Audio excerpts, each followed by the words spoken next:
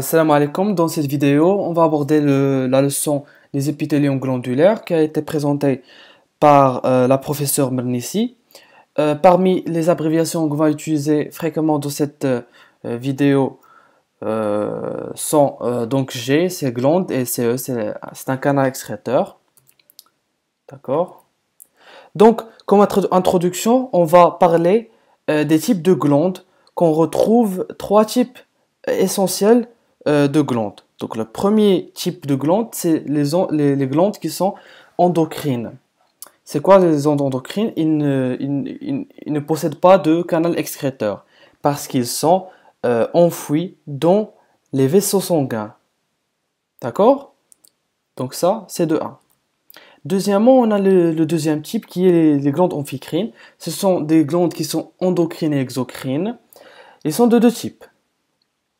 D'accord? Donc une glande endocrine et exocrine, il y a deux types. Donc le premier type c'est homotypique, ce qui veut dire que c'est la même cellule qui sécrète les produits qui sont endocrines et les produits qui sont exocrines. Donc c'est la même cellule qui est endocrine et exocrine à la même fois. Exemple, le foie.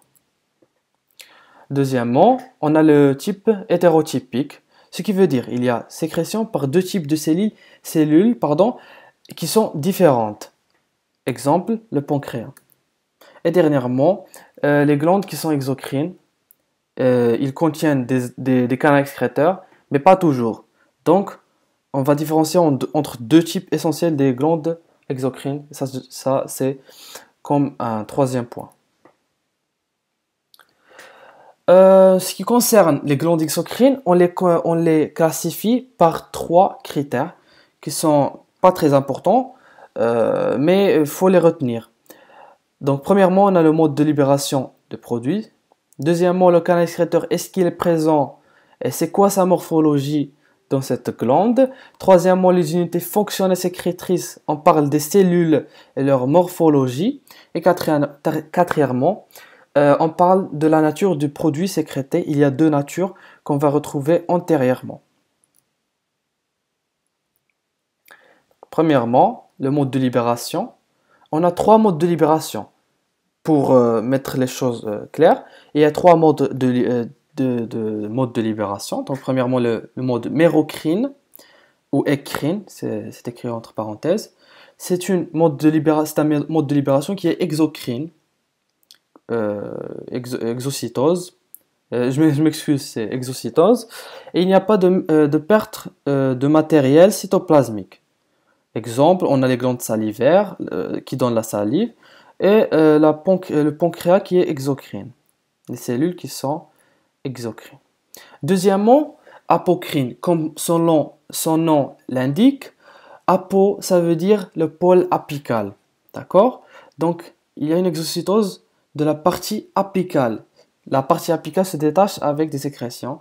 Exemple, des glandes sébacées qui sécrètent du sébum au niveau de la peau et de l'épiderme. On les retrouve généralement à côté des poils, etc. Et dernièrement, on a le mode holocrine, ce qui veut dire une élimination de toute la cellule. Maintenant, le canal excréteur. Le canal excréteur concerne les cellules qui sont exocrines. D'accord? Premièrement, on a le canal présence de canal excréteur. On parle donc d'une cellule ou d'une glande qui est exoépithéliale. On a deux types. Une glande simple, donc on retrouve un canal excréteur qui est simple, donc on parle d'une glande simple. Et deuxièmement, on parle d'une glande composée, d'où l'on retrouve un canal d'excréteur qui est ramifié. Par exemple, on retrouve les glandes salivaires, les glandes duodénales de Brunner, etc. Deuxièmement, on a le canal qui est excréteur qui est absent. On ne le retrouve pas. On l'appelle aussi une glande endoépithéliale ou intraépithéliale. C'est la même chose. Il n'y a pas de différence entre endo et intra. Donc, leur morphologie, c'est pas la même chose avec l'exoépithélial. Ce sont des cellules qui sont isolées. Ils sont regroupés de 2 à 4 cellules. Ils sont regroupés en nappes, notamment dans l'épithélium de revêtement. Ils sont dans la surface, qui sont en contact avec la lumière. D'accord? Exemple, on retrouve les cellules caliciformes à mucus, intestin et voie biliaire qu'on va retrouver antérieurement dans des exemples que je vais présenter. Donc les exemples, premièrement, ici on regarde, il y a une glande unicellulaire, cellule caliciforme qu'on vient de parler, unicellulaire, c'est intraépithélial. Donc, comme vous le savez, il n'y a pas de canal excréteur. Mais la cellule ou la glande est toujours exocrine. Par exemple, ici on retrouve des cellules caliciformes. D'accord? Forme de calice, comme son nom l'indique. D'accord? On a les cellules. Comme on a dit, ce sont des cellules de 2 à 4 cellules qui sont isolées. D'accord? Comme vous pouvez le constater ici. Ils sont isolés et qui sont regroupés en nappes euh, de l'épithélium de revêtement. D'accord? Ça, ce sont des vues en microscopie électronique. Pardon. Deuxième exemple, on retrouve le feuillet glandulaire. Exemple, c'est l'estomac, c'est la cellule gastrique. C'est un épithélium cylindrique simple à cellules muqueuses, donc feuillet glandulaire. Voilà les cellules qui sont regroupées en nappe. D'accord? Et dernièrement, les cellules glandulaires de l'estomac, microscopie optique. Vous pouvez le retrouver dans le poly de Madame Bernissi. C'est pas gros chose, donc le pôle apical, il est fermé, c'est tout. En ce qui concerne le mode de libération de produits, donc c'est un mode de libération mérocrine. Comme vous le savez, c'est excrétion par exocytose et pas de perte de matériel cytoplasmique. Je voudrais bien préciser les colorations qui sont utilisées euh, pour mettre en évidence ces cellules. Donc on a deux types. Le PAS, on retrouve un mucus qui est en rouge, et l'hématéine éosine, d'où l'on retrouve un mucus qui est clair.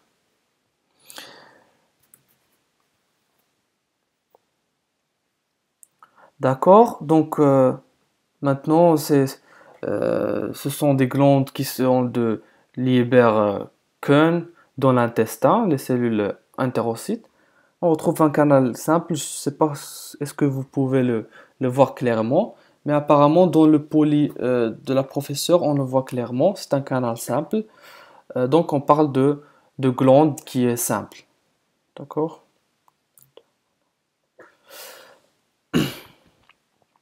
Maintenant, troisièmement, le troisième point, c'est quoi? C'est la morphologie des unités sécrétrices fonctionnelles. Il y a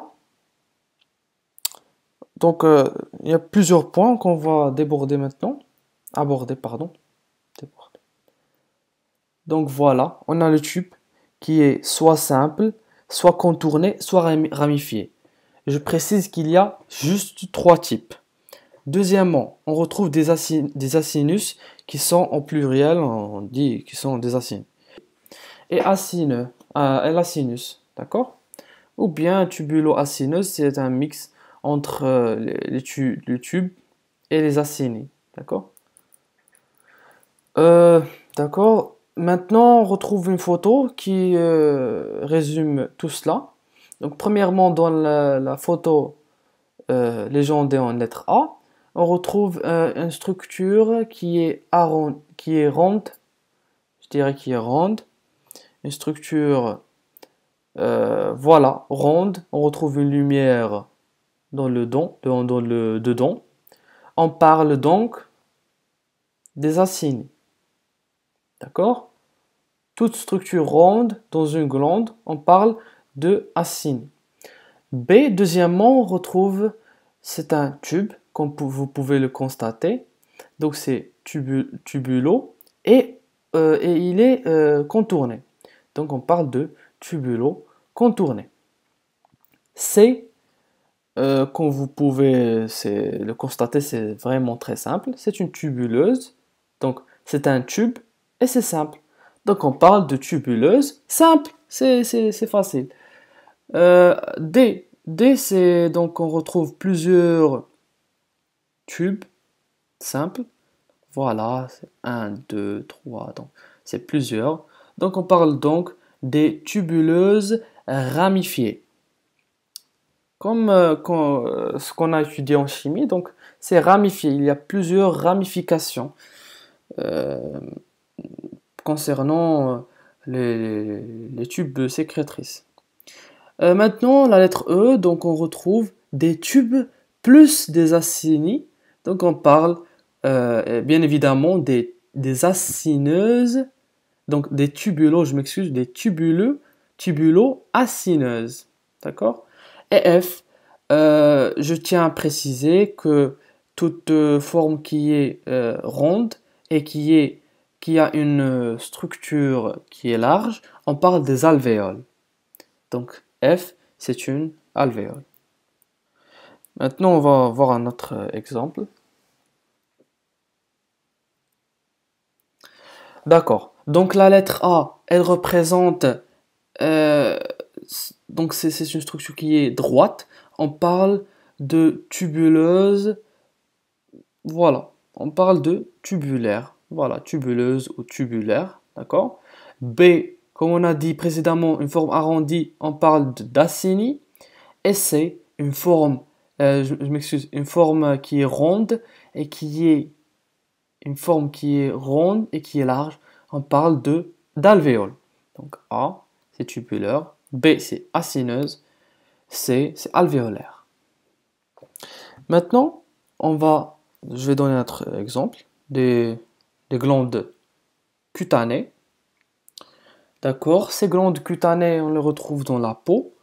Donc il y a un poil ici. D'accord. Parmi les glandes on retrouve une glande sudoripare écrine.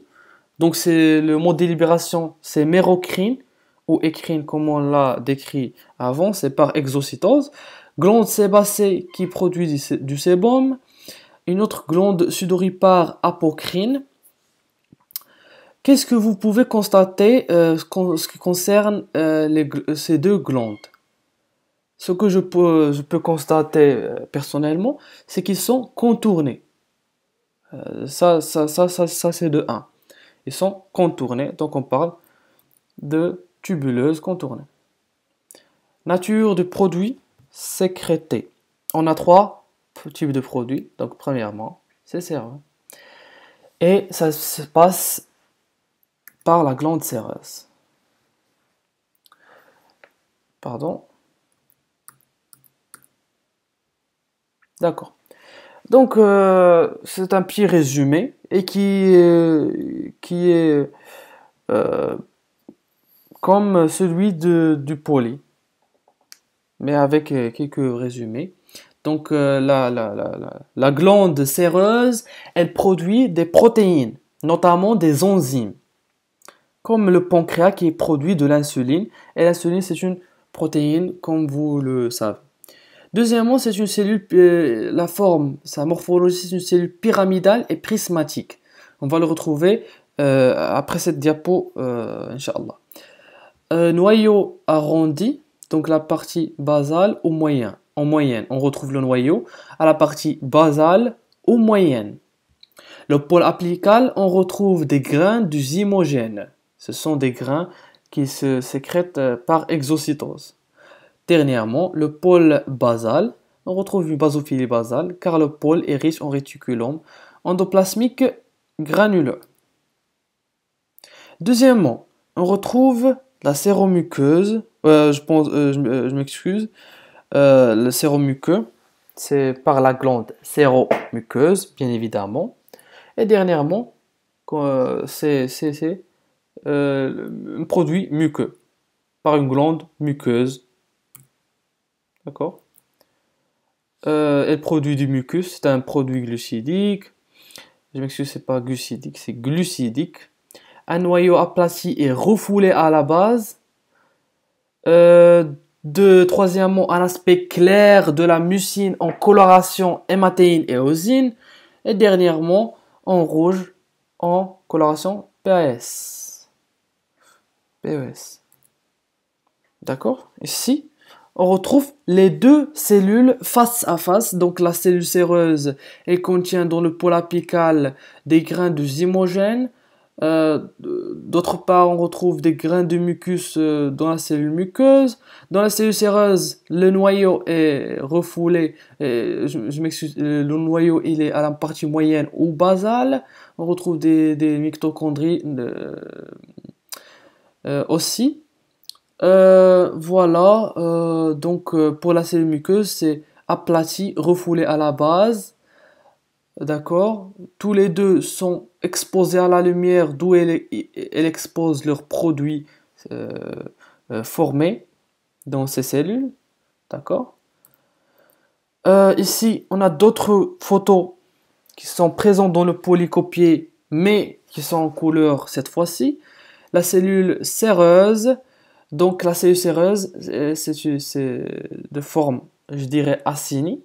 On retrouve des grains de zymogène, appareil Golgi, noyau, lumière, etc., etc. Mais ce qui nous importe le plus, c'est le volume de la lumière. Ce qui concerne la sinus séreux, on retrouve un volume de lumière qui est très étroit par rapport à celui du muqueux. D'accord? La lumière est très étroite ici par rapport à ici, que pas. Au contraire, on retrouve que c'est un volume qui est bien important pour leur sécrétion. Et puis les granules muqueux, bien sûr. Ça, c'est de 1. Deuxièmement, on retrouve les acinus mixtes. Les acinus mixtes qui sont je dirais, un mélange entre la sinus muqueux et séreux. Donc c'est un sinus un,